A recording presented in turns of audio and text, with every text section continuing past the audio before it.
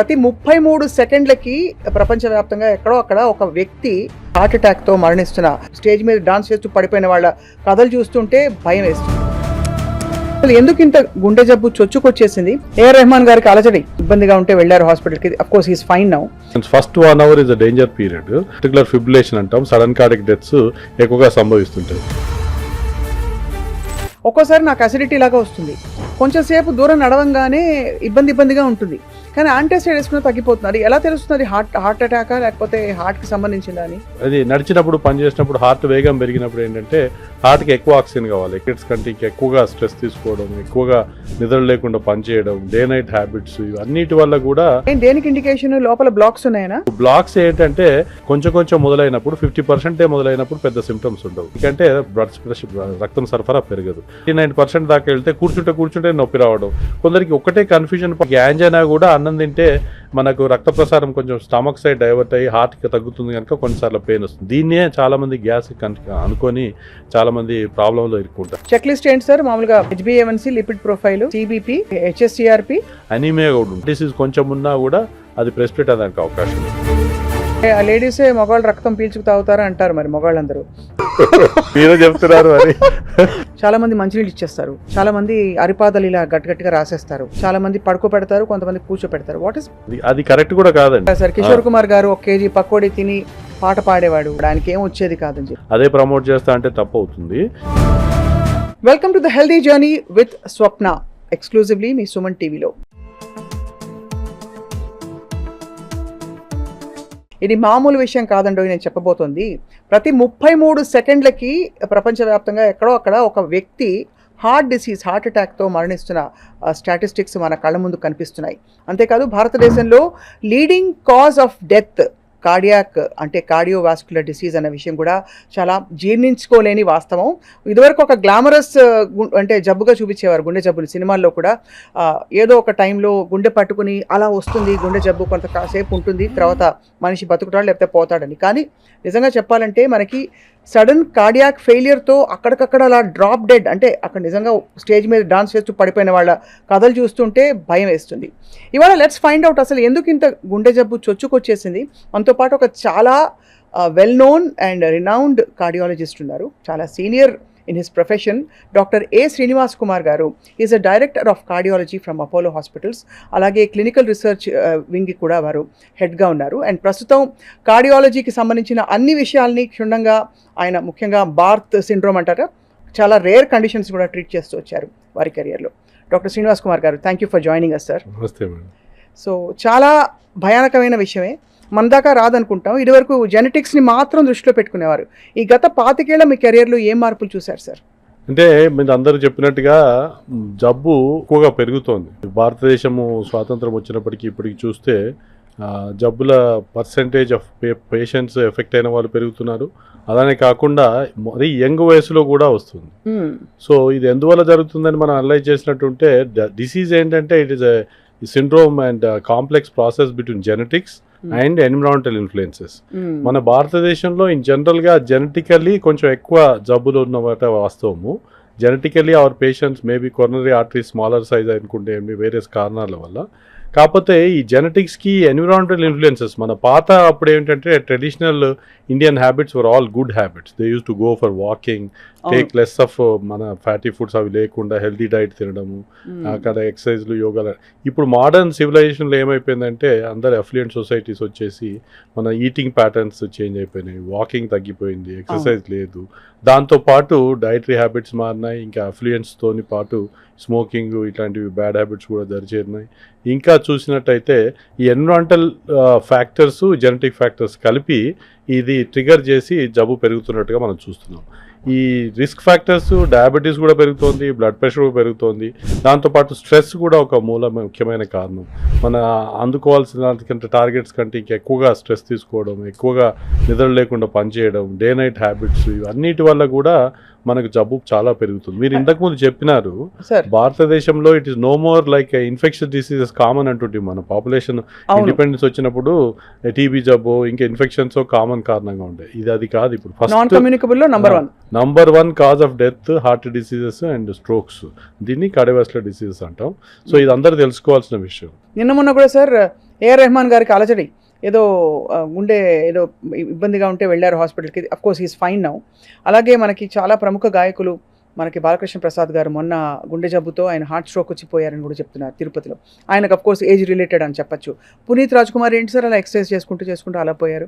అలా చూసుకుంటే చాలామంది మనకి ఈ మధ్య రీల్స్ కూడా కనిపిస్తున్నాయి, స్టేజ్ మీద డాన్స్ చేస్తూ ఉంటారు, టక్మన పడిపోతారు. అట్లెట్లా అవుతారు సార్? అంటే జనరల్గా ఏంటంటే బాడీ నేచర్ అనండి, గాడ్ అనండి, వార్నింగ్ సిగ్నల్స్ ఇస్తూ ఉంటుందండి. కానీ చాలా మంది ఏంటంటే నాకెందుకు వస్తుంది, నేను రెసిస్టెంట్ అనుకొని దాన్ని పట్టించుకోకుండా, ఎస్పెషలీ ఇంకా అందరూ కాదు కానీ కొందరికి ఈ పార్టీస్లలో చేసినప్పుడు కొంచెం ఆల్కహాల్ ఇన్ఫ్లుయెన్స్ వల్ల దానివల్ల కూడా కొంచెం ట్రెడిషనల్గా కంప్లైంట్స్ మైల్డ్గా వచ్చే వాటిని నెగ్లెక్ట్ చేసి ఎప్పుడైతే బాగా సివియర్ అయిపోతుందో అప్పుడు సడన్గా పడిపోవడం జరుగుతుంటాయి. అంటే జనరల్గా హార్ట్ అటాక్ ప్రజెంటేషన్స్లో కూడా మనం చూసినట్టయితే significant number of patients first 1 hour is a danger period. అందులో సడన్గా రక్తనాళం బ్లాక్ అయినప్పుడు బీటింగ్ అబ్నార్మాలిటీ వెంట్రికులర్ ఫిబ్రిలేషన్ అంటాం, సడన్ కార్డియక్ డెత్స్ ఎక్కువగా సంభవిస్తుంటాయి. ఇంకా ఇట్లాంటి హైఫై పీపుల్ న్యూస్లో ఉన్న వాళ్ళు వచ్చినప్పటికీ ఇంకా ఎక్కువ పాపులర్ అవుతుంది. ఇది ఉండింది ఇంతకుముందు, బట్ మేబీ సోషల్ మీడియా నుండి వేరే ఇంకా అవేర్నెస్ పెరిగి ఇంకా ఎక్కువగా చెందుతుంది. కానీ కాషన్ ఏంటంటే ఎవరైనా కూడా మనము రోగి ఇంతకుముందు చేసే అలవాట్లకు కూడా చేస్తుంటే కొంచెం ఫటీగ్ లాగాను, ఇబ్బంది లాగాను, డిస్కంఫర్ట్ లాగాను, మైల్డ్ ఎస్పెషల్లీ ఎగ్జర్షన్ వల్ల నడిచినప్పుడు పనిచేసినప్పుడు ఎక్కువ అవుతుంది అన్నప్పుడు, రెస్ట్ తీసుకుంటే తగ్గుతుంది అన్నప్పుడు మాత్రం డెఫినెట్గా హార్ట్ ఏమైనా ప్రాబ్లం ఉందా అని చూసుకోవాలి. అలా కాకుండా డాన్స్ చేస్తుంటారు, ఎక్కువ ఎగ్జర్షన్ చేస్తుంటారు, పాడుతుంటారు, కొంచెం కంప్లైంట్స్ వస్తుంటాయి, అయినా కూడా నాకు రాదు, నేను హెల్తీ కాదా, నేను చాలా ఫిట్నెస్ మెయింటైన్ చేస్తాను ఇది అనుకొని, బట్ మీరు అన్నట్టుగా ఎవరు కూడా రెసిస్టెన్స్ కాదు. హార్ట్ అటాక్ ఎవరికైనా జరగచ్చు, కాకపోతే రిస్క్ ఫ్యాక్టర్స్ ఉన్న వాళ్ళకి ఎక్కువగా జరిగే అవకాశం ఉంటుంది, లేని వాళ్ళకు అసలే జరగదని లేదండి. కనుక ఎవరైనా కూడా ఏ మాత్రమైనా ఎగ్జర్షన్లో కంప్లైంట్స్ వచ్చినప్పుడు మాత్రము డెఫినెట్గా డాక్టర్ దగ్గరికి వెళ్ళి టెస్ట్ చేయించుకొని ఏమైనా వచ్చే ఛాన్స్ ఉందా అని మనం చూసుకోవాలి. సార్ మామూలుగా మీరు చెప్పారు కదా దట్ సిమ్టమ్స్ వస్తాయని చెప్పి, ఒక్కోసారి నాకు అసిడిటీ లాగా వస్తుంది, కొంచెం సేపు దూరం నడవంగానే ఇబ్బందిగా ఉంటుంది, కానీ యాంటాసిడ్ వేసుకున్న తగ్గిపోతుంది. అది ఎలా తెలుస్తుంది? హార్ట్ అటాకా లేకపోతే హార్ట్కి సంబంధించిందా అని? ఇది చాలా మంచి ప్రశ్న. ప్రేక్షకులందరూ ఇది కనుక్కోవడానికే 15-20 ఏళ్ళు చదువుతాం cardiology. Still there is some element of confusion అండి. కాకపోతే బై అండ్ లార్జ్ ఏంటంటే ప్రేక్షకులు తెలుసుకోవడానికి బ్రాడ్గా చెప్తాను కొన్ని. ఎప్పుడైనా హార్ట్ కూర్చొని ఉన్నప్పుడు 60-70 టైమ్సే కొట్టుకుంటుంది కనుక బ్లాక్స్ ఉన్నా లేకుంటే వచ్చే రక్తం సరిపోతుంది కనుక అది డిస్కంఫర్ట్ ఉండదు. అది నడిచినప్పుడు పనిచేసినప్పుడు హార్ట్ వేగం పెరిగినప్పుడు ఏంటంటే హార్ట్కి ఎక్కువ ఆక్సిజన్ కావాలి, ఎక్కువ రక్తం కావాలి, ఈ బ్లాక్స్ ఉన్న వాళ్ళకి రాక డిస్కంఫర్ట్ వస్తుంది. దీన్నే యాంజైనా అంటాం. ఈ ఎప్పుడైతే నడిచినప్పుడు పెరిగి రెస్ట్ తీసుకుంటే తగ్గుతుందో టిపికల్గా మళ్ళీ చెస్ట్ అంతా డిస్కంఫర్ట్ డిఫ్యూజ్గా ఉండి ఈ చేతికి గదవకు పాకినప్పుడు మళ్ళీ రెస్ట్ తీసుకుంటే తగ్గినప్పుడు ఇట్లా ఉండేది ఎక్కువ హార్ట్ ఉండేదానికి అవకాశం ఉంటుంది. అలా కాకుండా లోకల్గా ఫోకల్గా ఒకటే చోట ప్రికింగ్ పెయిన్ కంటిన్యూస్గా రోజంతా ఉండడము, నడిస్తే పని చేస్తే తిరిగితే కూడా ఏం చేంజ్ లేకుండా ఉండడము, అవన్నీ హార్ట్ లక్షణాలు కావు. ఈ ఏ మిల్యూలో జరుగుతుందని కూడా ఇంపార్టెంట్. అంటే ఇప్పుడు ఒక 30 ఏళ్ల అమ్మాయికి ఏమి రిస్క్ ఫ్యాక్టర్స్ లేని వాళ్ళకు వచ్చేదానికి ఫోకల్గా పెయిన్ ఉంటే అది హార్ట్ రాయడానికి అవకాశం తక్కువ. అలా కాకుండా 50-60 ఏళ్ల వాళ్ళకు షుగర్ ఉంది, స్మోకింగ్ అలవాటు ఉంది, వాళ్ళకి ఎగ్జర్షన్లో వస్తుందంటే అయ్యే పాసిబిలిటీ ఎక్కువ. దాన్ని ప్రీ టెస్ట్ పాసిబిలిటీ అంటాం.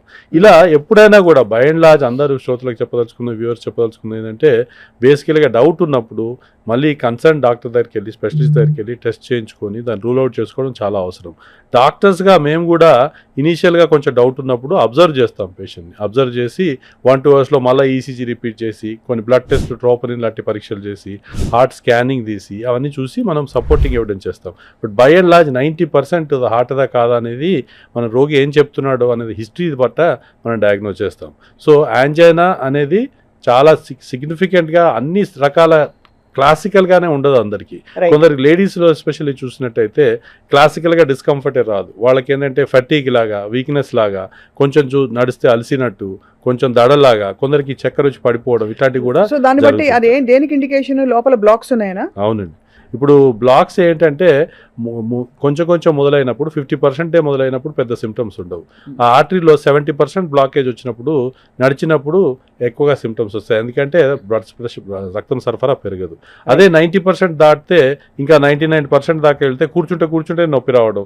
కొందరికి ఒకటే కన్ఫ్యూజన్ పాయింట్ ఏంటంటే అన్నం తిన్నాక పోస్ట్ ప్రాండియల్ యాంజైనా అని కూడా, కొందరికి యాంజైనా కూడా అన్నం తింటే మనకు రక్త ప్రసారం కొంచెం స్టమక్ సైడ్ డైవర్ట్ అయ్యి హార్ట్కి తగ్గుతుంది కనుక కొన్నిసార్లు పెయిన్ వస్తుంది. దీన్నే చాలామంది గ్యాస్ అనుకొని చాలామంది ప్రాబ్లంలో ఇరుక్కుంటారు. కానీ ఇంకా 100% మొత్తానికే బంద్ అయితే మాత్రం అప్పుడు హార్ట్ అటాక్ వచ్చి రోగి కూర్చుంటేనే సివియర్గా పెయిన్ రావడం, ఇది స్వెట్టింగ్ రావడం, ఇంకా ఎక్కువ అవుతే సడన్గా చనిపోవడం, చక్కెర వచ్చి పడిపోవడం ఇట్లాంటివి కూడా జరుగుతుంటాయి. సో సపోజ్ ఈ వీపు మధ్యలో వెనకాల ఇలా కత్తితో పొడిచినంత నొప్పి వస్తుంది, అది దాదాపు కొంచెం సేపు అయ్యాక 2 hours సోడా తాగో ఈనో తాగో తగ్గుతుంది. దట్ ఈస్ గ్యాస్ట్రిక్ కదా సార్? వెనక భాగం కంటే ముందు భాగంలో ఈ స్టర్నం అంట, మధ్యలో బొక్కు ఉంటుంది కదా, ఛాతి బొక్క, దాని వెనకాల జరిగి అది కొంచెం తీసుకుంటే రిలీఫ్ వచ్చేది ఎక్కువగా ఉంటుంది. వీపు మీరు అన్నట్టు వెనకాల స్టాబింగ్ పెయిన్ సివియర్గా ఉంటే అయోటిక్ డిసెక్షన్ అని పెద్ద హార్ట్ నుంచి బయటకు తీసుకొచ్చే అయోటా అనే పెద్ద రక్తనాళంలో అప్పుడప్పుడు చిట్లి డిసెక్షన్ అంటారు దాన్ని, దానివల్ల కూడా అటు సివియర్గా పెయిన్ వస్తుంది. బట్ ఏదైనా కూడా మామూలుగా గ్యాస్ పెయిన్ అయితే అంత ఎఫెక్ట్ ఉండదండి. మామూలుగా మనం తీసుకున్నట్టయితే 1 to 10 మనం most difficulties, that's why I keep telling women are great. Number 10 is labor pains. The next to that, number 9 is heart pain. It is sort of very severe discomfort when heart attack happens. అవును. But angina ఉన్నప్పుడు అంత సివియర్గా ఉండకపోవచ్చు, కానీ రోగి రెస్ట్లెస్గా ఉంటాడు, discomfort ఉంటుంది వానికి. అట్లా unless it is taken care he won't be comfortable. ఎప్పుడైనా డౌట్ ఉన్నప్పుడు మీరే గ్యాస్లు అనుకోను యాంటాసిడో ఇనోలో తాగి టాబ్లెట్ ఫార్మసీలో తీసుకొని మళ్ళీ ల్యాండ్ కావద్దండి. ఎప్పుడొకటి కాషన్ ఏంటంటే పడుకొని ఉంటాము, సడన్గా నిద్రలో డిస్టర్బ్ అయ్యి సివియర్గా పెయిన్ వచ్చినప్పుడు అనిపించినప్పుడు మళ్ళీ హాస్పిటల్కి రావడం చాలా అవసరం. డాక్టర్లకు కూడా మా జూనియర్లకు అందరూ చెప్తుంటాం, రాత్రుళ్ళు రోగి హాస్పిటల్కి వచ్చిందంటే మనకి ఏమి లేదని చెప్పే ముందు మనం అబ్జర్వ్ చేసి డబ్లీ చెక్ చేసుకొని ఇంకా కావాలంటే బ్లడ్ టెస్ట్ చేసి కూడా రూల్ అవుట్ చేయడం చాలా అవసరం. ఎందుకంటే ఎవరైనా కూడా నిద్రలో లేసేంత పెయిన్ వచ్చిందంటే again it could be something important. ఎంత సర్ప్రైజింగ్ సార్ ఇది. మామూలుగా మనం చూస్తే సినిమాల్లో ఏదో ఒక డామ్ లాంటి వార్త చెప్పి తండ్రికి కోపం వచ్చేసి ఇట్లా గుండె పట్టుకుని పోతాడు అక్కడ, కానీ నిద్దట్లో హాయిగా నిద్రపోతున్న టైంలో పెయిన్ వచ్చింది అంటే ఎంత సివియర్ హార్ట్ డిసీజ్ లోపల ఉండాలి. అవునండి, అది ముఖ్యము. సినిమాలో చూపించే డ్రామటైజేషన్ ఏంటంటే stress is one of the risk factor. But is it sir? It is right. Stress is one of the risk factor. దాంట్లో ఏం జరుగుతుందంటే హార్ట్ లోపల ఇందాక చెప్పాను కదా 70% 90% ప్లాక్స్ అని. ఈ స్ట్రెస్ వల్ల ఆర్ సివియర్ ఎక్సర్సైజ్ చేసిన, ఇప్పుడు వెయిట్ లిఫ్టింగ్ చేస్తారు, ఓవర్ నైట్ హృతిక్ రోషన్ అయిపోవాలని ప్రయత్నం చేస్తుంటారు. వీళ్ళందరికీ ఏంటంటే సడన్గా టాలరెన్స్ లెవెల్ గ్రాడ్యువల్గా వార్మప్ చేయకుండా సడన్గా ఎక్సర్సైజ్ చేసినప్పుడు ఆర్ ఎక్కువ స్ట్రెస్ ఉన్నప్పుడు, ఎస్పెషల్లీ లేడీస్లో కూడా డిస్క్రైబ్డ్, ఆ చిన్న ప్లాక్స్లలో రప్చర్ అయిపోయి బ్లడ్ క్లాట్ అయిపోయి ఆర్బీసీలు క్లాటింగ్ ఫ్యాక్టర్స్ అన్నీ జమ అయిపోయి సడన్గా క్లాటింగ్ అయ్యి హార్ట్ అటాక్ అవుతుంది. So that is also described one of the features, but it is little over exaggerated. Not always it happens like that, but when it is happening you should be careful. దవడ నొప్పికి, gum హెల్త్కి, oral హెల్త్కి, heart డిసీజ్కి connection ఉందని ఏంటి sir connection? అంటే basically 2 విషయాలు ఇందులో.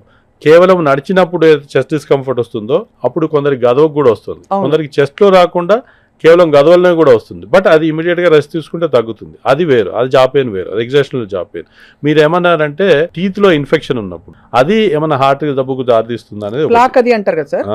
అందులో ఏంటంటే హార్ట్ లోపల ఇన్ఫెక్షన్స్ థియరీ అని ఒకటి ఉంటుంది, క్లమిడియల్ ఇన్ఫెక్షన్ అని, కొన్నిసార్లు వైరల్ ఇన్ఫెక్షన్స్ అని. ఈ మధ్య కోవిడ్ చూసాం, ఆ ఇన్ఫెక్షన్స్ వల్ల కూడా హార్ట్ రక్తనాళాలు ఏదైతే ప్లాక్స్ ఉంటాయో కొలెస్ట్రాల్ పేరుకుపోయినాయి, దాని మీద ఇన్ఫ్లమేషన్ వచ్చి అది సడన్గా రప్చర్ వచ్చి హార్ట్ అటాక్ రావడానికి అవకాశం ఉందని వచ్చింది.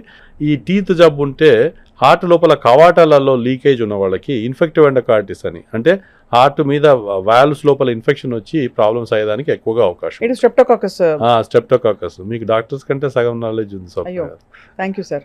అది ఇండికేషనా? ఇప్పుడు ఉదాహరణకి చాలా మందికి బాగా ఎక్కువగా తరచుగా గమ్ ఇన్ఫెక్షన్స్ వస్తున్నాయి, రూట్ కెనాల్ ఇన్ఫెక్షన్స్ వస్తున్నాయి. Is that indicative of heart disease? No, it's not like that. ఇప్పుడు అది తరచుగా వస్తున్నాయంటే డయాబెటీస్ ఉన్నా, ఇంకా ఏమైనా ఫ్యాక్టర్స్ ఉన్నా కూడా తరచుగా ఇన్ఫెక్షన్ వస్తుంది. ఇన్ఫెక్షన్ వచ్చిన వాళ్ళకి అప్పుడప్పుడు హార్ట్కి దారితీస్తుంది, కానీ హార్ట్ జబ్బు ఉన్న వాళ్ళకి గమ్స్ ఇన్ఫెక్షన్ వస్తుందని కాదు. అంటే ఇప్పుడు అందరూ ఒకటే చెప్తున్నారు, బాగా ఎక్సర్సైజ్ చేయి, ఆయిల్ తగ్గించు, ఫుడ్ తగ్గించు, కార్బోహైడ్రేట్, షుగర్ తగ్గించు అని చెప్పి అన్ని మంచివన్నీ తీసేస్తే లైఫ్లో మిగిలేది ఏమిటంటే చాలా పెద్ద డౌట్, తాగద్దు, స్మోక్ చేయొద్దు అని. So what is your prescription sir for a good heart health? అంటే అందరికీ చెప్తానండి, ఇప్పుడు ఏవైతే నేచర్ గాడ్ గ్రేట్ అండి. ఇప్పుడు చాలా టేస్టీగా ఉండి అది హెల్తీగా ఉన్నది అనుకుందాం. ఎగ్జాంపుల్ కొన్ని ఉన్న ఎక్సెప్షనల్ ఫుడ్ చెప్తాను. అది ఉంటే చాలా రిచ్ పీపుల్, ఎగ్జాంపుల్ అంబానీ తీసుకుని వాళ్ళంతా నిల్వలు చేసుకొని మామూలు కామన్ మ్యాన్కి ఉండదండి. అది హెల్తీగా ఉండి హ్యాపీ టేస్టీగా ఉంటాయి. But by and large fruits are good which are also tasty. But మిగతా అన్ని బిర్యానీలు, చీజ్, బర్గర్ ఇవన్నీ ఏవైతే టేస్టీ అనుకుంటామో అవన్నీ unhealthy foods. That is nature's way of protecting the healthy food or whatever you call it. So food is one important part. మీరు అన్నారు ఇంకా ఎట్లా ప్రొటెక్ట్ చేసుకోవాలి ఫుడ్లో, మరి ఏం తినకపోతే వాడు ఎట్లా బతకాలంటే బేసికలీ అండి మన అలవాట్లను బట్టి మన దైనందిక జీవనం డెవలప్ అవుతుంది. Somebody may be happy eating nothing, ఓ జోక్ వేస్తే బాయిల్డ్ వెజిటేబుల్స్ తింటే వాడు బతికేందుకు అనుకుంటే దట్ ఈస్ డిఫరెంట్. బట్ మన perception of eating towards food, what you are enjoying also changes with your attitude. That's very important. If you want to be healthy, then you have to make some healthy food habits. అంటే ఉదాహరణకి healthy food habits అంటే ఉదాహరణకి ఏవైనా అండి, vegetarian diet is by and large good. చాలా మంచిది. Anything you want. Non veg అంటారు అయితే నాన్ వెజ్ తక్కువ తింటే మంచిది. Fish is good for heart. మధ్యలో అసలు యాక్చువల్లీ అసలు కీటోను ప్రోటీన్ బేస్డ్ డైట్స్ బెస్ట్ అని అన్నారు కదా సార్. ఏదైనా అండి, one more important message I would like to give is అతి సర్వత్ర వర్జేత్. ఏదైనా కూడా అతిగా చేయకూడదండి. కీటోన్ డైట్ మంచిదని అదే చేస్తే, లేదంటే మన షుగర్స్ మంచివని అదే తింటే, ఓ మధ్య కొన్ని డైట్లు చూస్తున్నాం, వాడు ఏం లేదు కొబ్బరి నూనె తాగమంటాడు, ఇంకోటి ఏంటంటే ఓన్లీ నాన్ వెజ్ ముక్కలే తినమంటారు. ఏదైనా కూడా అతిగా చేయకూడదు. ఏదైనా బ్యాలెన్స్డ్ డైట్ ఉండి mixture of little carbohydrates and little fats and protein is good always. But if somebody has a disease that is different. If he has diabetes then you have to control sugars more.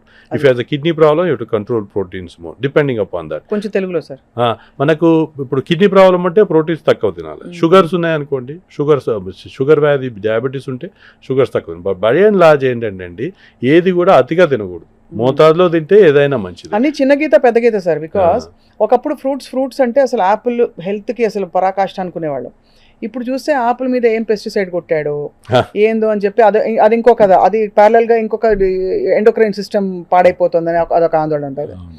ఇటువైపు fruits ఎక్కువ తింటే sugars వచ్చేస్తాయి బాడీలో, ఎక్కువ తినొద్దు, fructose పెరిగిపోతుంది అని అదొక ఆందోళన. సో ఎవ్రీబడి సో కన్ఫ్యూజ్డ్ ఇప్పుడు ఏం తినాలి, ఎంతవరకు తినొచ్చు అని చెప్పి. Apple a day keeps doctor away అనేది ఒక నానుడి ఉంది కదండి. Apple is not that bad. ఒకదానికంటే ఎక్కువ తినలేము. ఏవైతే జ్యూసులు తీసే ఫ్రూట్స్ ఉంటాయో ఆ జ్యూసులు తీసుకొని తాగితే మాత్రం ఎక్కువ క్యాలరీ కంటెంట్ వస్తుంది, షుగర్స్ ఎక్కువ వస్తుంది. By and large fruits as such తింటే ఫైబర్ ఉంటుంది. ఇప్పుడు మన నారింజ పండు తిన్నా, మోసంబి పండు తిన్నా దాంతోపాటు తింటే పర్వాలేదు. జ్యూసులు తీసుకొని తాగితేనే ఎక్కువ క్యాలరీస్, ఎక్కువ ప్రాబ్లమ్స్ వస్తాయి. బై అండ్ లార్జ్ షుగర్ లేని వాళ్ళు ఫ్రూట్స్ తీసుకుంటే పర్వాలేదండి. కానీ షుగర్ ఉన్న వాళ్ళు మాత్రం బనానాస్, ఇంకా ఏదైతే ఎక్కువ షుగర్ కంటెంట్ ఉంటే జ్యూసెస్ అవన్నీ అవాయిడ్ చేయాలా. మన even mangoes have high sugar content. But otherwise diabetes లేని వాళ్ళు you can always take few portions of fruits. ఇంకా మనకు ఆయిల్స్ గురించి చెప్తే డైట్ కంట్రోల్ కంప్లీట్ చేద్దాము. ఆయిల్ కూడా కొందరు ఆలివ్ ఆయిల్ చాలా మంచిది వాడతారు. అదే డబ్బులు ఉన్న వాళ్ళు ఆలివ్ ఆయిల్ వేసుకుని తిందామంటే కూడా ఆలివ్ ఆయిల్ అంత టేస్ట్గా ఉండదు. అదే వాడితే ఇంకా విరక్తి వచ్చేస్తుంది. సో ఏదైనా కొంచెం అకేషనల్గా వాడితే పర్లేదు. కానీ what is found in studies ఏంటంటే rotation of oils is good అని. ఏదైతే ఒక సన్ఫ్లవర్ ఆయిల్, కాన్ ఆయిల్ ఇంకా రొటేషన్ చేసి కొంచెం మోతాదులో తినాలి ఏదైనా కూడా. మళ్ళీ అతిగా ఆలివ్ ఆయిల్ మంచిదని టన్నులు తినేస్తే మళ్ళీ అది కూడా బ్యాడ్ అవుతుంది. సో కనుక ఏదైనా మితంగా తీసుకొని దాని తర్వాత ఇంకా రొటేషన్ ఆఫ్ ఆయిల్ చేస్తే మంచిదని స్టడీస్లో ఉంది. ఇప్పుడు మీరు వచ్చారు కదా సార్ ఇంటర్వ్యూకి, మీకు చక్కగా వేడి మిరపకాయ బజ్జీలు, మంచిగా బోండాలు పెడితే తింటారా? మీరు తినరా? యూఆర్ కార్డియాలజిస్ట్, మీకు నాలెడ్జ్ అంతా ఉంది, మీ గుండెలో ఏమవుతుందో కూడా మీకు తెలుసు. తినరా సార్? అసలు అంటే ఇంకోటి అండి, హ్యాపీగా ఉండడం కూడా ఇంపార్టెంట్. అదే కదా, అందుకే అడుగుతున్నా. Happiness, health. ఇప్పుడు నేను విరక్తి వచ్చేసి నేను తినలేకపోతున్నాను బాధపడితే బ్యాడ్, అది చేయకూడదు. దాని బదులు మీరు ఒక సమోసా తింటేనే పర్లేదు, కానీ దానివల్ల ఫీల్ అవుతుంటే మాత్రం కొంచెం చేయొచ్చు. కానీ అదే పనిగా మీరు 4-5 సమోసాలు తినేస్తాను, 4-5 మిర్చిలు తింటా అంటే మాత్రం తప్పండి. ఏదైనా కూడా మితంగా చేస్తే పర్వాలేదు, అతిగా చేయకూడదు. సో డైట్లో చెప్పినట్టు healthy diet is one of the important reason to remain healthy. So అలా మనం కొన్ని వరల్డ్లో చూస్తే ఫిన్లాండ్లో జబ్బు చాలా తక్కువగా ఉంది. ఎందుకని అనలైజ్ చేసినట్టు వాళ్ళ ఫ్రూట్ ఇంటేక్ చాలా ఎక్కువ. ఇంకోటి ఏంటంటే వాళ్ళ దేశంలోనే ఫ్రూట్స్ ఎక్కువ వండి ఫ్రూట్స్ అన్ని రోడ్డు మీద వేస్తుంటారంట, అంత చీప్. సో కనుక మన కంట్రీలో fruits are expensive, everybody cannot afford fruits. కనుక ఏదైనా వెజిటబుల్ అయినా ఫ్రూట్స్ అయినా మోతాదులో తినచ్చు, ఏదైనా అతిగా తినకూడదు అనేది నేను చెప్పదలుచుకున్నాను. సో ఒకటి ఇంతకుముందు అన్నట్టు ఫుడ్ ఇంపార్టెంట్ అయిపోయింది. ఎక్సర్సైజు రోజు కనీసం ఒక 30 నిమిషాలన్నా వాకింగ్ చేసి వారంలో 5 రోజులను చేయాలండి. మళ్ళీ ఇప్పుడు మీరు కింద నుంచి పైకి వచ్చారు కదా, అది కూడా వాకింగే కదా, వాకింగ్ అది లెక్కకు వస్తుందా? లెక్కకు వస్తుందంటే మనకు రేటు నడవడం activity, some activity is better than nothing. But if you can walk కంఫర్టబుల్గా ఒకటేసారి ఒక 30 minutes కామ్గా వాకింగ్, బ్రిస్క్ వాకింగ్ చేసినట్టయితే ఇంకెక్కువ బెటర్. బ్రిస్క్ వాకింగ్ చేయడానికి ప్లేస్ లేని వాళ్ళకి ట్రెడ్మిల్ అని, సైక్లింగ్ అని అట్లాంటివి కూడా చేసుకోవచ్చు. స్విమ్మింగ్, జాగింగ్ అట్లాంటివి కూడా పర్లేదు. కానీ ఈ వెయిట్ లిఫ్టింగ్ అగైన్ చాలా హెల్దీ అనుకొని చాలామంది ఈ మధ్య జిమ్లలో జాయిన్ అయిపోయి చాలా హెవీగా weight lifting is maybe partly good in guided way, muscle building కొంచెం అండి. కానీ హెవీ జబ్బు ఉన్న వాళ్ళకి మాత్రం అసలే పనికిరాదు. ఏమవుతుంది సార్ వెయిట్ లిఫ్టింగ్ చేస్తే? లోపల టేర్ అవుతుందని చెప్పారు. ప్లాక్స్ ఏమైనా ఉంటే అవి రప్చర్ అయ్యి మళ్ళీ సడన్గా క్లాటింగ్ వచ్చి హార్ట్ అటాక్స్ వచ్చేదానికి అవకాశం. కానీ అది గ్రేడెడ్గా కొంచెం చేస్తే పర్లేదు, 2-3 kgs. కానీ ఓవర్ నైట్గా బాడీ బిల్డప్ చేసేయాలని చేసి అది చేస్తే మాత్రం ట్రబుల్. సో ఎక్సర్సైజ్ కూడా మనం గైడెడ్ వేలో చేసుకొని వార్మప్ చేసి గ్రాడ్యువల్గా కామ్ డౌన్ చేసుకోవచ్చు. అందరూ తెలుసుకోవడానికి ఎంత చేయాలంటే మన హార్ట్ రేటు ఎంత పెరుగుతుందనేది చూసినట్టయితే రోగికి 220 minus age, that is the average heart rate which we need to achieve. దానికంటే అంత లేకపోయినా 85% ఆఫ్ ఇట్ వచ్చినా పర్లేదు. అంటే 220 మైనస్ 50 ఏళ్ళు ఉన్నారనుకోండి, 170 వరకు అంత లోపు ఎంతగా 85% చేసినా పర్లేదు. You need not go up to 100%. That is reasonable exercise. అంటే 175కి మన గుండె కొట్టుకుంటూ ఆ ట్రెడ్మిల్ పట్టుకుంటాం కదండి మెషిన్స్, ఆ 175 అనేది యాక్యురేటే కదా? అది జనరల్గా యాక్యురేటే ఉంటుందండి. వెరీ రేర్లీ జబ్బు వల్ల హార్ట్ బీటింగ్ అబ్నార్మల్ అయినా, పల్సేషన్ సరిగా లేకపోతే మళ్ళీ అది పల్స్ సెన్స్ చేయదు, అదొకటి అబ్నార్మాలిటీ. కానీ బై అండ్ లార్జ్ రీజనబుల్గానే ఉంటుంది. అంటే ఒక 5-10 అటు ఇటు ఉన్నా పెద్ద ప్రాబ్లం ఉండదు. బట్ బై అండ్ లార్జ్గా మీరు చేయగలిగినంత బాడీ చెప్తుందండి. That is what again need to listen. Body cautions you. Suppose you are very healthy, you can walk it well, గ్రాడ్యువల్గా మీ ఎక్సర్సైజ్ టాలరెన్స్ పెరుగుతుంటుంది. మీరు చేయగలిగిన దానికంటే బాడీ చెప్పినప్పుడు ఆగుమన్నప్పుడు కొంచెం రెస్ట్ తీసుకొని మళ్ళీ చేయొచ్చు. కానీ దాన్ని టూ మచ్గా టార్చర్ చేసి ట్రబుల్ చేయకూడదు. హ్యూమన్ హార్ట్ మన బాడీ కదా, మనం కేర్ చేసుకోవాలండి. Absolutely sir. సార్ ఇప్పుడు హెచ్ఎస్సిఆర్పి అనేది why is it such a significant parameter? ఇదివరకు ఏదో బ్లడ్ కొలెస్ట్రాల్ ఉందా, ఏదో లిపిడ్ ప్రొఫైల్ అని సింపుల్గా వదిలేసేవారు. ఇప్పుడు హెచ్ఎస్సిఆర్పి ఇన్ఫ్లమేషన్ బాడీలో మెజర్ చేయడం, why is it so significant? అంటే ఇందాక చెప్పినా కదా, ఇన్ఫ్లమేషన్ థియరీ, ఇన్ఫెక్షన్ థియరీ అనేది ఒక థియరీ హార్ట్లో. ఎస్పెషల్లీ ఎప్పుడైనా సేమ్ కొలెస్ట్రాల్ లెవెల్కే కొందరికి హెచ్ఎస్సిఆర్పి ఎక్కువ ఉన్న వాళ్ళకు రిస్క్ ఎక్కువ ఉంటుందని. ఇండియాలో ఇన్ జనరల్ కూడా ఇన్ఫ్లమేటరీ మార్కర్స్ ఎక్కువ ఉంటాయని ఒక theory. Being in it self is risk factor twice మిగతా దానికంటే. సో అది హెచ్ఎస్సిఆర్పి మిగతా లేని వాళ్ళకి సర్చ్ చేస్తామండి జనరల్గా. బట్ అన్ని డయాబెటీస్, బ్లడ్ ప్రెషర్ అన్ని ఉన్న వాళ్ళకి పెద్ద రిలవెన్స్ ఉండకపోవచ్చు. But still it's considered as one of the marker inflammation, so that you are more prone. So వాళ్ళకి ఈ స్టాటిన్ అనే మందులు తీసుకుంటే ఎక్కువ బెనిఫిట్ ఉంటుంది, ఎందుకంటే ఇన్ఫ్లమేషన్ కంట్రోల్ చేస్తుంది కనుక. So HSCRP is also one of the important predictor, I would say, but not as bad as diabetes or blood pressure or smoking. Yeah. But still it is also a risk marker. Smoking అయితే direct connection ఉంది కదా heart disease కి. Smoking గొప్పతనం ఏంటంటే ఎక్కడెక్కడైతే రక్త ప్రసారం ఉంటుందో బాడీలో, కన్ను అనుకోండి, కాలు అనుకోండి, హార్ట్ అనుకోండి, కిడ్నీ అనుకోండి, ఎక్కడైనా రక్త ప్రసారం లేనిది ఏ ఆర్గన్ కూడా పనిచేయదు. ఎక్కడైతే రక్త ప్రసారం ఉంటుందో అక్కడ స్మోకింగ్ ఎఫెక్ట్ చేసి ఆ వెసల్స్ నేరో అయ్యేటట్టు చేస్తుంది. వాసోస్పాజం అంటాం దాన్ని. అలా మా బుక్లలో ఏం రాసి ఉంటుందంటే రోగి స్మోకర్స్కి కాళ్ళలో నొప్పి వస్తున్నప్పుడు వాళ్ళ కాళ్ళు కావాలా సిగరెట్ కావాలా చెప్పాలి, అంత డేంజరస్. అదే కాకుండా ఈ వాస్కులర్ సప్లై ఉన్న ప్రాబ్లం కాకుండా అన్ని క్యాన్సర్స్కు స్మోకింగ్ లింక్ ఉంది. So if given a choice, actually చాలా రిలవెంట్గా ఇప్పుడు అడ్వర్టైజ్మెంట్లో అవి సినిమాలలో కూడా బాగా వేసి కొంచెం ఇంపార్టెన్స్ తెలుసుకున్నారు పబ్లిక్ దాని బ్యాడ్ అని. తగ్గుతుంది, it's a good sign. But still it is, if you can ban it, you can decrease significantly number of diseases which are caused by smoking. Or cancers తగ్గుతాయి, ఈ కార్డియోవాస్కులర్ డిసీజెస్, పారాలిసిస్ కూడా తగ్గుతాయి. ఈ next generation కొంచెం బాగా alert అయిపోయినట్టు అనిపిస్తుంది doctor Srinivas Kumar గారు. అంటే కొంచెం వాళ్ళ హెల్త్కి వాళ్ళు బాధ్యత వహిస్తూ, మీకేమైనా యంగ్స్టర్స్ వస్తున్నారా చెకప్కి? Are you seeing any symptoms of heart disease? First of all ఇది చాలా మంచి ట్రెండ్ అండి. యువకులలో కూడా అవేర్నెస్ పెరిగింది. ఇలాంటి మన కార్యక్రమాలు అనుకోండి, ప్రోగ్రాంలు అనుకోండి, లేదంటే సోషల్ మీడియా అనుకోండి, సమ్వాట్ అవేర్నెస్ పెరిగినమాట వాస్తవం. At the same time too మచ్గా దాని గురించి బాదర్ అయిపోయి, వరీ అయిపోయి, ఫెనాటిక్స్ అయిపోయి, కార్డియాక్ ఎక్సిక్ లాగా అట్లా అంతా కావాల్సిన అవసరం లేదు. బట్ బై అండ్ లార్జ్ ఏంటంటే మనం హెల్దీ హ్యాబిట్స్ పాటించుకొని ఏవైనా ఎగ్జర్షనల్ కంప్లైంట్స్ ఉన్నాయా లేదా అని చూసుకొని స్ట్రెస్ తగ్గించుకొని ఈ స్మోకింగ్ ఈ వేరే డ్రగ్స్ అట్లాంటి బానిస పడకుండా ఉంటే బై అండ్ లార్జ్ కాపాడుకోవచ్చు. ఇవాళ రేపు మన సాఫ్ట్వేర్ ప్రొఫెషన్ అయితేమి డాక్టర్ ప్రొఫెషన్ అయితే చాలా మటుకు బిఫోర్ ఎంప్లాయ్మెంట్ చెక్స్ అవుతాయండి. సో అదే కాకుండా చాలామందికి అవేర్నెస్ పెరిగి అపోలోలో అయితే మనం ప్రో హెల్త్ కాన్సెప్ట్ అని ఒకటి క్రియేట్ చేసాం. జబ్బు ఉన్నప్పుడే రావడం కాదు, జబ్బు రాకుండా మీరు వచ్చి మీరు హెల్తీగా ఉన్నప్పుడు చెకప్ చేసుకోండి. చెకప్ చేసుకొని మీకు రిస్క్ ఫ్యాక్టర్ ఉన్నట్టయితే దానికి ట్రీట్మెంట్ తీసుకోండి. మీ జబ్బు రిస్క్ను మీరు సిగ్నిఫికెంట్గా తగ్గించుకోవచ్చు అనేది కాన్సెప్ట్. మనకు అధ్యయనంలో ఏమొచ్చిందంటే పంచసూత్రాలు అని చెప్తాను నేను హార్ట్ డిసీజ్ ప్రివెన్షన్కు. ఇది చాలా అందరు తెలుసుకోవాల్సింది. నెంబర్ 1, అన్నీ మనం చేయగలిగినవే కానీ మనకు టైం లేదనో అది చెప్తుంటారు. అందరు తెలుసుకోవాల్సింది అంటే హాయిగా నిద్రించండి. రోజుకు 5-6 అవర్స్ మినిమం స్లీప్ ఉంటే చాలా మటుకు డిసీజ్ రాకుండా కాపాడుతుందండి. కానీ ఈ రోజుల్లో స్ట్రెస్ వల్ల చాలామంది పడుకోలేకపోతే మీరు తెలుసుకుంటారు చాలాసార్లు 2-3 రోజులు మనం నిద్రలేనప్పుడు చికాగ్గా ఉంటుంది శరీరం అంతా. సో పడుకున్నప్పుడు ఏం జరుగుతుందంటే శరీరంలో రిపరేటివ్ ప్రాసెస్ అయిపోయి ఈ స్ట్రెస్ అండ్ స్ట్రెయిన్ ఫ్యాక్టర్స్ అన్నీ తగ్గుతాయి. సో హాయిగా కనీసం రోజుకి 5 గంటల నుంచి 7 గంటల వరకు నిద్రించండి ముఖ్యం. నెంబర్ 2, ఎక్సర్సైజ్ ఇందాక డిస్కస్ చేసినట్టుగా లైఫ్ ఈజ్ ఈక్వల్ టు చలనము. వాకింగ్ కానీ ఎక్సర్సైజ్ కానీ జాగింగ్ కానీ రోజుకు ఒక 30 నిమిషాలు, వారంలో 5 రోజులు. God is kind enough to give you 2 days holidays. 2 రోజులు రెస్ట్ తీసుకున్నా కనీసం 5 రోజులు మీకోసం మీరు టైం తీసుకొని ఒక 30 minutes వాకింగ్, జాగింగ్, సైక్లింగ్ ఏదైనా ఎక్సర్సైజ్ చేయండి. ఏమీ చేయలేని వాళ్ళు, ఏజ్ ఎక్కువ ఉన్న వాళ్ళు కనీసం కూర్చొని మెడిటేషన్ చేసినా యోగా చేసినా సిగ్నిఫికెంట్గా మనకు బెనిఫిట్ ఉందని మనకు అధ్యయనంలో వచ్చింది. సెకండ్ది ఎక్సర్సైజ్. మూడోదండి డైట్ హ్యాబిట్స్ ముఖ్యం, ఫుడ్ హ్యాబిట్స్ ముఖ్యం. మనం హెల్తీగా తిని మితంగా తిని ఇందాక చెప్పినట్టుగా నియమాలు పాటించడం అవసరం. 4వది నేను స్ట్రెస్ వద్దని చెప్పడము కానీ హ్యాపీగా ఉండడం కూడా ఇంపార్టెంట్. హ్యాపీగా ఉండాలి కొంచెం చెప్పండి సార్. ఫర్ ఎగ్జాంపుల్ అంటే happiness comes it vary from person to person, age to age, time to time. Okay, a young person's happiness may be different from elderly person, but what I strongly feel is as long as you don't cause inconvenience to others and right. then you maintain yourself well. ఇప్పుడు నేను ఏదో drugs తీసుకొని హ్యాపీగా feel అవుతుంటే వానికి నష్టం అది. అలాంటివి లేకుండా ఇంకొకరికి పరోపకారం చేయగలిగితే మనం ఉన్నంతలో చేయగలిగితే that gives lot of happiness, right?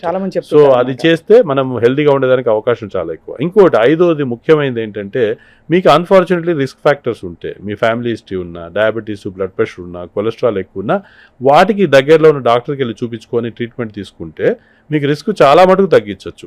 So ఈ 5 సూత్రాలు పాటించినట్టయితే హాయిగా నిద్రించడం, మితంగా భుజించడం, ఎక్సర్సైజ్ చేసుకోవడం, ఏదైనా పాటు ఎక్సర్సైజు, హ్యాపీగా ఉండడం, ఏదైనా రిస్క్ ఫ్యాక్టర్స్ ఉంటే ట్రీట్మెంట్ తీసుకోండి. 5 పాటించినట్టయితే మీరు బిలీవ్ చేయరండి, మనం చాలామంది ఏదో చెప్తారు అనుకుంటారు కానీ ప్రత్యేకంగా దీని గురించి అధ్యయనం జరిగింది. 25,000 మందిలో 10 ఏళ్ళు స్టడీ చేసి మన జాక్ అనే ఇంటర్నేషనల్ జర్నల్లో పబ్లిష్ అయింది. నేను శ్రీనివాస్ కుమార్ చెప్తున్నది కాదు. దీంట్లో ఏం చేశారంటే ఒక 10,000 మందికి స్ట్రిక్ట్గా అన్ని ఫాలో చేయాలని చెప్పారు. ఇంకో 10,000 మంది మీరు ఏదంటే అది చేసుకోండి అని వదిలేశారు. వీళ్ళకి డిఫరెన్స్ హార్ట్ అటాక్లలో ఎంత తగ్గిందంటే 10%, 20%, 30% కాదండి, 81% హార్ట్ అటాక్స్కు పారాలిసిస్ రిస్క్ తగ్గింది. కానీ చాలా మంది ఎంతమంది ఫాలో చేస్తున్నారని చూస్తే పాపులేషన్లో ఓన్లీ 1-2% కూడా వచ్చేయటం లేదు. సో ఇలాంటి ప్రోగ్రామ్స్ వల్ల అవేర్నెస్ పెరిగి ఎక్కువ మంది ఆ పంచసూత్రాలు పాటిస్తే వాళ్ళు హెల్తీగా ఉండగలుగుతారు. సార్ ఇక లాస్ట్ 3-4 క్వశ్చన్స్ ఏంటంటే భారతదేశంలో ముఖ్యంగా మనం చేస్తున్న 2-3 పెద్ద తప్పులు చెప్పండి. ఇలా చేస్తున్నారు, ఇది చాలా తప్పు అని. ఉదాహరణకి మీరు జంక్ ఫుడ్ గురించి చెప్పారు, అలా మీకు కొట్టొచ్చినట్టు కనిపించేవి. అంటే ఇప్పుడు ఏదైనా అండి మెయిన్గా ఏంటంటే భారతదేశం ప్రోగ్రెస్ అవుతుంది, డెవలప్ అవుతుంది. So we want to do more than what we can. ఇప్పుడు pushing our cells too much and బాడీని మనం కేర్ తీసుకోవాలి కదా. It cautions you but still people want to work hard, earn more, do things what you can achieve కంటే ఎక్కువ సాధించేద్దాం. ఇది ఇంత లోపల ఏంటంటే it's getting it lot of trouble and stress. Especially family history ఉన్న వాళ్ళు మాత్రము చాలా కేర్ఫుల్గా ఉండి 30 years ఎప్పుడైతే మనం ఇంకోటి చూసిందంటే 40 yearsకు ఫాదర్కి హార్ట్ అటాక్ వచ్చేస్తే పిల్లలకు కూడా అరౌండ్ దట్ ఏజే రావడానికి అవకాశం ఎక్కువగా ఉంటుంది. కనుక ఏ డికేడ్ ఎర్లియర్ నుంచే ఇంకా మీరు వీలుంటే స్కూల్ ఏజ్ నుంచే మనం హెల్దీ లైఫ్ స్టైల్ పాటిస్తే రిస్క్ తగ్గించుకోవచ్చు. ఇది తెలియకుండా ఏంటంటే చాలామంది ఇంకా ఎక్కువ చేద్దామనే ఉద్దేశంతో they are troubling themselves too much. ఈ డే నైట్ వర్కింగ్ షెడ్యూల్స్లో కూడా ఒక ప్రాబ్లం. యూఎస్ వాళ్ళకి డే అయితే మనకు నైట్ ఉండి నైట్ టైంలో పనిచేయడం, దీనివల్ల కూడా దాంతోనే టైంకి ఫుడ్ తీసుకోకుండా స్మోకింగ్ చేయడం, అట్లాంటి అలవాటు చేసుకోవడం కూడా ఎక్కువ హ్యాబిట్. ఇంకోటి నేను చూస్తున్న ట్రెండ్ ఇంకోటి ఏంటంటే మీరందరూ చాలా గ్రేట్ అండి, ఉమెన్ ఆర్ గ్రేట్ అంటాను నేను actually. But women nowadays want to compete with men in everything. That's one way good. But if you're competing, you'll also compete with disease. I am telling women are different because you are tolerant and then but you are competing with men in everything, you are competing with men in diseases also unfortunately. Previously ఏంటంటే pre menopause రాకముందు లేడీస్కి hormone protection ఉంటుండే అని చూస్తాం. ఈ competitive వరల్డ్లో ఏంటంటే that is also becoming less and less common. Women are also getting suffer. And then suppose you have diabetes or early family history, then that protection of hormones is gone. So you need to be careful. చాలా మంది women ఏంటంటే మనకు breast క్యాన్సర్కో uterine దానికో check చేయించుకుంటారు, కానీ చాలా మంది హార్ట్ అటాక్ వచ్చే వరకు కూడా వాళ్ళ ఫ్యామిలీస్కి అందరూ చూసుకుంటారు, వాళ్ళు చెకప్ చేసుకోరు. ఉమెన్ అందరూ కూడా తెలుసుకోవాల్సింది ఏంటంటే మీరు కూడా జబ్బు వచ్చిందా అనేది చెక్ చేసుకోవడం చాలా అవసరం. ఎందుకంటే ఉమెన్లో కూడా కామనెస్ట్ కాజు ఇప్పుడు ఏమి బ్రెస్ట్ క్యాన్సర్ యూట్రైన్ క్యాన్సర్ కాదండి, హార్ట్ డిసీజెసే కామనెస్ట్ కాజ్ ఆఫ్ డెత్. అందుకనే కార్డియాలజీ సొసైటీ మేము ఏం పెట్టామంటే ఉమెన్ ఇన్ రెడ్ అని, just to highlight that heart diseases are still the commonest. Even I am not blaming breast cancer campaign, other camp, that's also good, you can do it, but at the same time you should not neglect your cardiovascular health. So women లో కూడా disease పెరగడం చాలా చూస్తున్నాం. మూడో trend చూస్తున్నది ఏంటంటే young వాళ్ళలో రావడం. ఎందుకు అది జరుగుతుందని చూసినట్టయితే ఇదే నేను ఇందాక చెప్పినట్టుగా టార్గెట్స్ పెట్టుకోవడం, ఎక్కువగా చేయడం, ఇంకా ఓవర్ అంబిషియస్నెస్, ఈ తొందరపాటులో ఒబిసిటీ పెరగడం, ఎక్కువ యాక్టివిటీ లేకుండా, దాంతోపాటు ఒబిసిటీ పెరిగినప్పుడు ఈ డయాబెటీస్, బ్లడ్ ప్రెషర్ పెరగడం అన్ని జరుగుతున్నాయి. రిస్క్ ఫ్యాక్టర్స్ పెరిగితే ఈ అన్నిటి వల్ల జబ్బులు కూడా పెరుగుతున్నాయి. మన కాన్సెప్ట్ మనం ఇండియాలో ప్రమోట్ చేయాల్సింది ఏంటంటే ఈ రిస్క్ ఫ్యాక్టర్స్ రాకుండానే చూసుకుంటే ఇంకా బెస్ట్. అంటే అది ప్రైమోర్డియల్ ప్రివెన్షన్ అంట. ప్రైమరీ ప్రివెన్షన్ అంటే రాకుండా చూసుకోవడం, ప్రైమోర్డియల్ ప్రివెన్షన్ అంటే రిస్క్ ఫ్యాక్టర్సే రాకుండా చూసుకోవడం. అంటే బ్లడ్ ప్రెషర్, డయాబెటీస్, కొలెస్ట్రాల్ లేకుండా చూసుకోగలిగితే ఇంకా మంచిది. అంటే అర్లీగానే మనం ముందు నుంచే ఎక్సర్సైజ్ చేసుకొని, ముందు నుంచే వాకింగ్ చేసుకొని, బరువు పెరగకుండా చూసుకొని, మనకు షుగర్, బీపీ రాకుండా, కొలెస్ట్రాల్ ఎక్కువ లేకుండా ఫుడ్ హ్యాబిట్స్ పాటిస్తే ఆటోమేటిక్గా మనకి రిస్క్ ఫ్యాక్టర్స్ ఉండవు, దాంతోపాటు జబ్బులు ఉండవు. రైట్. చెక్ లిస్ట్ ఏంటి సార్? మామూలుగా HbA1c, లిపిడ్ ప్రొఫైలు, ఇంకా CBP, HSCRP అందరికి serum creatinine, kidney function check చేసుకోవడం కూడా ఇంపార్టెంట్. హిమోగ్లోబిన్ లేడీస్లలో ఎస్పెషలీ అనీమియా కూడా ఉంటుంది, దాంతో కూడా హార్ట్ డిసీజ్ కొంచెం ఉన్నా కూడా అది ప్రెసిపిటేట్ అవ్వడానికి అవకాశం ఉంటుంది. కానీ ఆ లేడీసే మగవాళ్ళు రక్తం పీల్చుకు తాగుతారా అంటారు, మరి మగవాళ్ళందరూ మీరే చెప్తున్నారు మరి.